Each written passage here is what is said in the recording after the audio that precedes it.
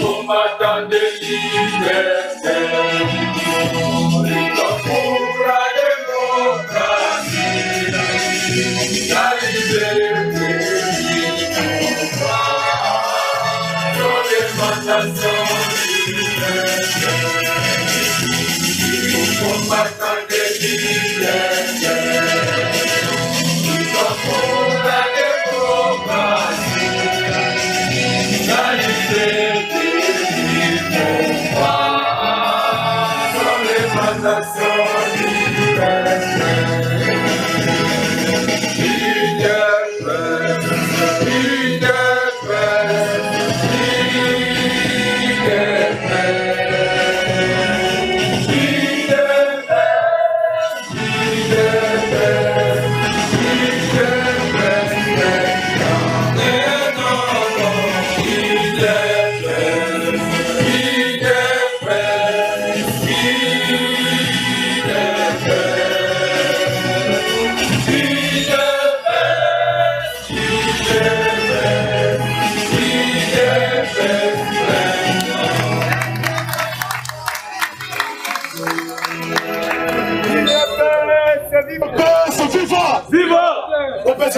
Si les lois sont les lits, ma soeur est carré. Il faut faire ses résultats. La salle à quête, mon salaire a coupé ses réponses. Il ne passe viva! Viva! Il ne passe viva! Viva! Il ne passe viva! Viva! Viva! Viva! Je sais que l'héros national. Béton est clair. Fatima! Béton. Fatima! Béton. Makambo ya histoire. Au Bangalelo, à vous! L'histoire des gens de sous-soutien. Moïse Katumbi à Mekaki. À Kenya qu'on met comme peuple. À Kenya, les États-Unis d'Amérique. À Monique, Facho, Babano Koyeba, na rassemblement. La Facho à Genève, et ça y a encore des sous-sous. Facho à Tikaki Bango, Baba Mekamai. Mais Bamoni Moussindo. Moïse accueille na États-Unis d'Amérique. Après Zimbabwe, au moment où il y a Washington, président américain, na Kinshasa, ambassadeur Mike Hammer, accordé Fachi Beto 5 ans. Accordé combien, hein? 5 ans. Et puis 5 ans, ils ont combattu. De Fachi Beto, alors qui s'allume? Ah, qui s'allume? Ah, salut séminaire. Séminaire au Ekotiol. Avant Moussaleba. À côté ici, le ministre Nyonso n'a qu'à dire il y a séminaire parce que Mbongo et Soya, il y a qu'on s'en a Moussala de développement à Congo. Et ça n'est pas la Congo, mon côté, ça n'est pas l'Afrique, mon pays. De ici, le ministre Kobadanelo. Ministre, il y a parti Moussoussou, attends le gouvernement d'Angaï. ici, on a signé. Pourquoi dans la séminaire, on l'envoie la partie là, on l'envoie la plateforme là. On signe au coach. On signe au coach.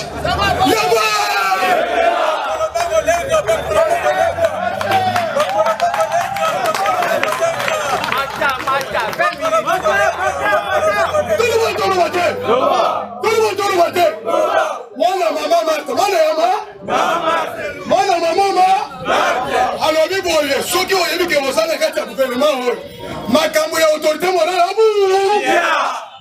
Dans mon parti, je suis le ministre de Bongo, Moïse Katumbi, l'autorité morale des États-Unis d'Amérique. Dans une famille, c'est clair. Histoire de tout le monde. Et si la États-Unis, l'Américain va gâter ma solo. Parti Beto a ici, c'est le peuple d'abord. Le peuple d'abord, les aïeux de personnes. C'est ce que Fati. L'union pour créer une union sacrée et c'est là qu'on recrutait les meilleurs joueurs. Qu'on recrutait les meilleurs joueurs. Moi, la récupérer joueurs naïfs. Dans le niveau, là, tout le monde combattant tous à la série. Et c'est ça. Il y a un Marcel, la demande à une poster. Dans le niveau, il y a un Marcel, le vice-premier ministre chargé de fonction publique. À demande à une poster. Mais un peu pas aller, mais on a une poster. Parce que Facha, il veut jouer là. Facha, il veut jouer là.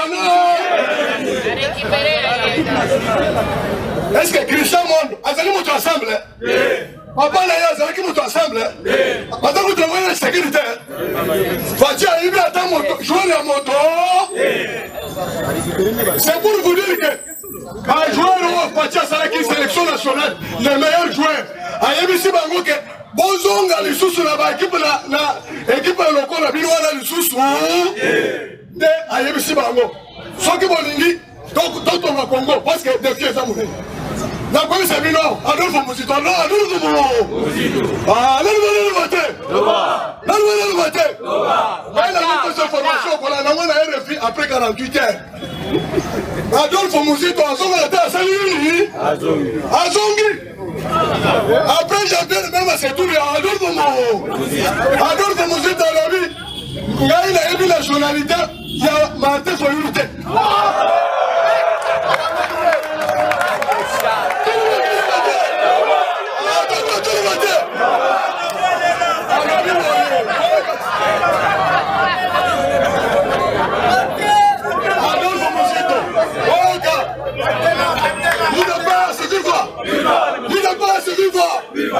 Adolphe Mouzito,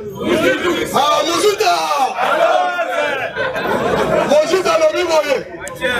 Toyeba ki quelqu'un reza muke. Mais tant Moïse a coupé Chine, parce que je vois la banque qui na Moïse. Tant Moïse a joué les États-Unis, alors je soutiens de parole. Alors je soutiens de parole.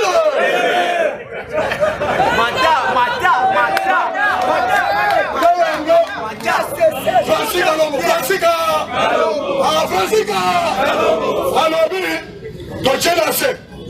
Donc soutenir Fatima et ton négocier, ton lobby pas question à négocier. Mais Augustin Kabouya lobby moi. Comme Moïse va échouer, donc on peut se demander sous le quitter.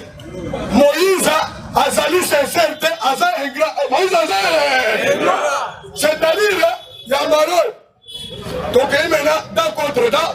Mais pour les raisons de Fatima, secrétaire général de Bibol.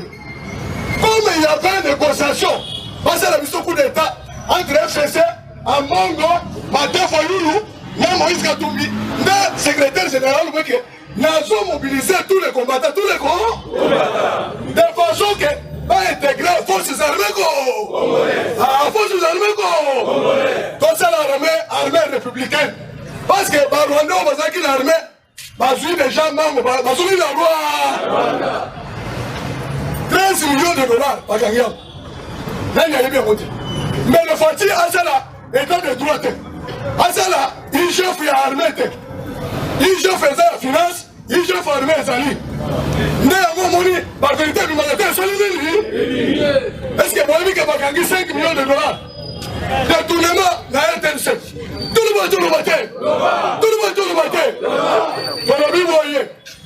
Même pour défendre ces régimes, ils sont dans ce protocole d'armée, donc c'est une ligne. Donc, pourquoi t'armée, toi, défendre ma venue, la puissance, c'est moi,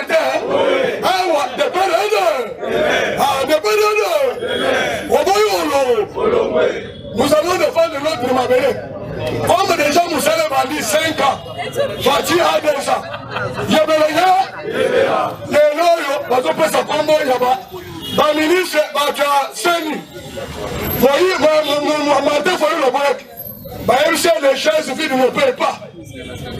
L'église catholique, il y a des gens qui sont voyez, intimidation, ton intimidation. Parce que Moïse a intimidé, beaucoup de thé, il a séné. Alors, ils sont OK. Les loyaux, ils ont dit qu'à Congo, de façon que ma solo est dans l'élection en 2023 ou 2028. Et ça, ils ont été, et donc, on pense à Bishop Makassi. Et ça, le développement et social, il y a pas beaucoup. Je dis, je vous remercie.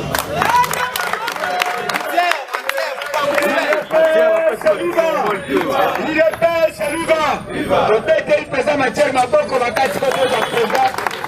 Le président José.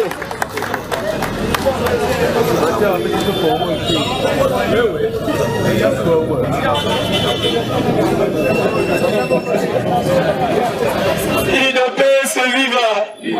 IDPS viva! Parlement état de droit! Union sacrée viva! Viva! UDPS viva. Parce que l'émission remarque par rapport à slogan UDPS. Nous sommes un grand parti. Ces grands partis, c'est la grand. Il faut élever les débats. L'UDPS n'est pas dans les débats nous avons eu ce pouvoir sans armes. Et sans armes. UDPS viva. Ce pouvoir, nous l'avons reçu sans armes et sans armes. Si quelqu'un n'a pas compris le langage de la secrétaire générale, ça c'est l'idiot, c'est l'utopie. Donc nous laissons aux idiots, aux païtotes, pas qu'ils ne passent pas au Kenya. Mais dis-moi, président Jeff, l'ennemi du UDP c'est pas Moïse Katumbi. Là où j'ai oublié, j'ai pas pensé à la tête. Pourquoi on a fait l'inviter sur ses alliés? Un jour, Jésus parlait de sa mort et de sa résurrection. N'a pas sinaï. Vous voyez que Pierre a télé ménage. Il colle le simbate. Nous allons on a télé babini. Et Pierre, Azara brillant, Azara mais on se remet à Pierre. T'as dit arrête de moi Satan. Lorsque vous voyez Moïse Katumbi faire ses gestes, ce n'est pas Moïse Katumbi, il y a quelqu'un. Et vous le connaissez bien, c'est les barbus de Kingakati. C'est ça. UDPS viva. La guerre que nous avons, c'est face à Kabila, Joseph Hippolyte Kanambe. Moïse Katumbi Kabila Kabila de Bazali Bato, Bazali Ba. Oui, ils ne sont pas des demi-d'accord, ils sont des complets. Complets 100% étrangers. Et ils viennent, j'ai dit, nous disons ensemble non. Et je me rallie, et là on m'a président de Fabetia. Nous avons un débat dans le entre nous, enfants de la maison. Mais lorsque quelqu'un entre dans la maison, non, voilà, vraiment ici, là, tu vas le sentir, tu vas le milieu, tu vas s'arranger, bien. Tu vas nous aussi parler, tu vas parler, et c'est aberrant que quelqu'un puisse toucher le secrétaire général de l'UDPS. Et vous croyez que moi, combattant, je peux être toujours non? Non, tombe les blagues, allez bien pour ça. Bien. Monsieur, si tu n'as pas compris le langage du secrétaire général, va chier. Il va en fait. UDPS, ils appartiennent à la blague de Moussalawanaki. On vous envoie au Nayo, et après ceci. Bataille, c'est les 50. Le samedi, parce que le samedi, le président avait fini le séminaire. Le séminaire est sous qui présente il y a maintenant un acte d'engagement et de performance. On a signé un acte d'engagement. Alors, le premier jour, il n'y a pas de place pour des comédies ou bien des aventures. Il y a pas la présidente va sur la plateforme. Pas de place. Au boy, c'est l'union sacrée, c'est ma vision. Si quelqu'un veut être en dehors de ma vision, out. Deuxième jour, il est mort présent. Troisième jour, on comprend la bango, on va signer out et engagement à performance au port au salam musala. On avait dit que ce gouvernement, c'est le gouvernement des guerriers. Un guerrier face à la performance. Madame le président, j'avais écrit quelque chose. Jean-Marie Kassamba na plateau à 50. Alors, ce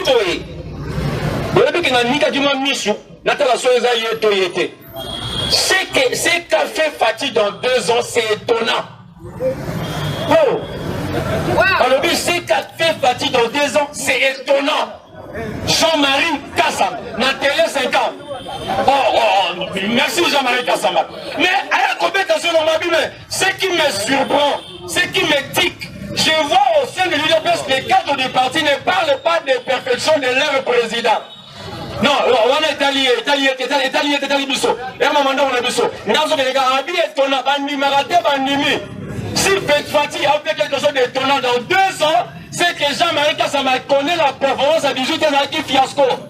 Et il est bien vivant. À retrouver qu'avec Fatih, il y a la progression, l'excellence et Mahamono qui est le mousse. Donc, on va dire 1,6 milliard, c'est pas pour 5 ans. Ils ont préparé 1,6 milliard, c'est par an. Chaque année, 1,6 milliard. Chaque année, 1,6 milliard. Je compte 5 ans, ça fera combien? 8 milliards. Donc Fati, budget na yo, total en bien ce que je suis côté ligne. Il a passé vivant. De deux, dans la nuit Golden Boy, président de l'Assemblée provinciale, c'est pour l'année qui est. À l'école même la BRT. Golden Boy a parlé, la biographie, il est professeur dans l'université Moko aux États-Unis. Il est aussi expert en douane. Golden Boy dit ceci.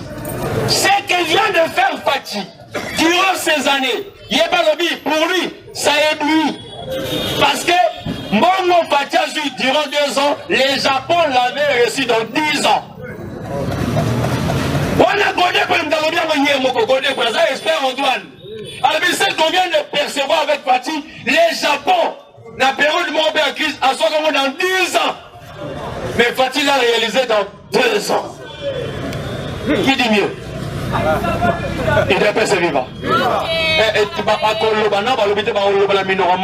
Parce que le français se rappelle que il doit pas se vivre. IGF n'a qu'à la présidence. Pendant qu'on a présidence, vous sautez ça, vous avez ma cache. N'a pas pasteur, bah comme il y a. Pasteur, on peut y aller à Sangmalam. Paul Diakesi. Il doit pas se vivre. Fati. Mais ça loin là, bon. Bon, ça me dit trop. Bah, lui-même, il a monté le bâti par Marabout pour hypnotiser le président de la République. Vous avez un fou, Bilo. Et un envoyé de Dieu voulait l'hypnotiser par rapport au Marabout. Enfin, non, voyons ça, la mine. Je cite les noms. Lobby, vous portez ma plainte de justice d'ailleurs, je ne sais pas comment la Bilo. Abraham Loakabwa. Et Béran Désiré, Colonel. Bilomba. Pasteur Pierre Diakès, Paul Diakès. Ces conseillers font de la magouille au sein de la présidence avec des fictifs. Batia par tout le président fictif. Parce qu'on a raté mais mon du mal. Service et communication, 0, mais mon du mal. Il est passé vivant. Des fictifs. Il j'ai passé le Moussala. Grand travail. Et bon, Loukabo, mais bon, menacé, tu menacé, Bino. Je reviens, Désiré et Bérante, Colongélé, Mouib, Abraham, Lokabonga, Mouib, Paul Diakese, Mouib, Bilomba, Mouib, Wapina, présidence de la République. Ça veut dire, ils ne sont pas venus aider le président, mais ils sont venus quand être présents, on peut demander dans ma bâton dans les roues, pour que le président n'avance pas. Alors que les gens sont présents quelque part, et viennent faire la matière pour le président. Moi, le président, comme on l'a bien dit, alors on va aller et ne pas stagner. Il est bien vivant. Mais, dans la scène qui passe à l'Ibosso, audit, pour moi, qui me dit comment on va te mettre à passer à audit la présence. Et après, le président n'était pas ici, il était en Europe, il a donné ordre. Bakota qui va saluer audit. C'est bizarre. Chers combattants, chers Congolais, pendant que nous étions ici à Kinshasa, avec des marches, avec des gaz lacrymogènes, avec des balles réelles et les balles en caoutchouc, et ils étaient en Europe, dans la diaspora, face à l'autre côté. Donc on est dans le pouvoir, ma personne va poser ma conseil, on est pas sur le monde. Non, moi j'avais cru que ceux qui venaient de la diaspora en Europe, ils étaient mieux. Ok, Bazaki n'a pas un go, piaqué. Pendant là, la bagarre. Il y a longtemps, il y a Pierre, on a pas aussi ça la cour. Beaucoup de gens sont mis au gars. Tobunagi a combatté. Il y a un représentant que dans le reste de la journée, il va travailler avec des combattants. Il a fait ses vivants. C'est ça, c'est dit. Je vous l'ai dit la vérité, il a dit ça. C'est ça, c'est dit. Il va travailler avec des combattants. Lui-même a constaté que bateau ya bengaki parce qu'après il va voir lui fouta. À vrai dire, le président Fati c'est un homme de bon cœur. Pendant ce temps, il y a Tambola, il y avait des gens qui l'avaient aussi aidé. Mwambo wa carburant, Mwambo wa Kolia, Mwambo wa Nine. Na retour, à cela il y a reconnaissance. Mais par après tout, il y a reconnaissance, les gens sont venus pour voler. Et d'après ce livre, pour mettre Bango en état de siège, afin que tout Bango nyos. Et d'après ce livre. Mais je n'ai pas parlé, les 600 commandos congolais qui étaient formés ici pendant 2 semaines, 3 semaines, Babimi, ça avec la guerre, il y a guérilla, la guerre urbaine, il y a cité. Donc au côté de la cité parce que Batou, badongoli biso bazala ebele mais toboteli bavile ebele na côté ya Bunia Ituri tokangi mpe ebele na mandoki na bango ils ont mis la main haut batie drapeau blanc. Ça c'est on doit féliciter notre armée on doit la féliciter. Pourquoi? Parce que baoti koyiba armée na biso kala mingi te mbongo. Vous voyez qu'avant que l'IGF vienne ici, et avec Tango Fort, je dis pas Tango Fort, la force, non. Tango Fort par rapport à la code. Et à Tango Fort, 4e Tango. Tango Fort, bah, qu'est na Est, na Tatang. Bah, qu'est qu'on a trouvé 9 officiers volés. Ils ont détourné 138 millions de FARDC. D'accord, avec des fictifs à l'intérieur. Comment dire, pendant que ma consacre 20 000, 21 000 éléments, les éléments n'étaient que 6 000. C'est quoi? Les 15 000, mon détournés, les 6 000 effectifs, mon pas décliné en ressources. Et la totale, 138 millions de dollars détournés. Ils étaient arrêtés, ils sont là, ils vont revenir ici. C'est par rapport au temps, je dois du respect au président parce qu'il était à debout. J'ai dit merci à vous.